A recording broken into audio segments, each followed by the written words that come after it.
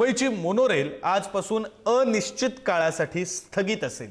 Monorail प्रणाली अधिक सक्षम आणि आधुनिक करण्यासाठी ही स्थगिती दिल्याची प्रशासनाची माहिती आहे। मोनोरेलला स्थगिती दिल्यानं प्रवाशांची मात्र तारांबळ उडणार आहे।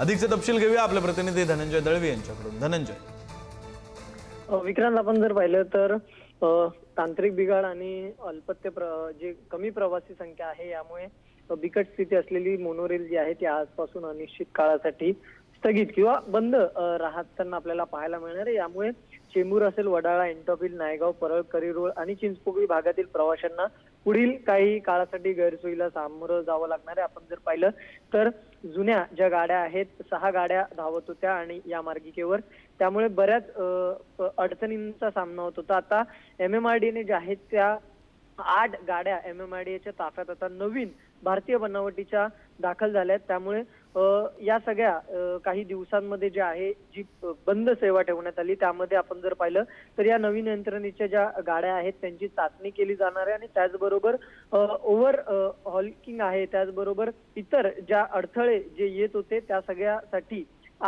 आजपासून प्रशिक्षण सुद्धा केलं जाणार आहे, पुनर्नियोजन जे आहे ते केलं जाणार आहे आणि त्यानंतर ही सेवा जी आहे ती पूर्णपणे सुरू होताना आपल्याला पाहायला मिळेल। त्यामुळे आता नवीन ज्या गाड्या दाखल झाल्या त्यांची चाचणी पूर्ण झाल्यानंतर या नव्या गाड्या ज्या आहेत त्या प्रवाशांच्या सेवेमध्ये दाखल केल्या जातील आणि त्यानंतर पुन्हा मोनोरेल जी आहे ती या मार्गिकेवर आपल्याला धावताना पाहायला मिळणार आहे।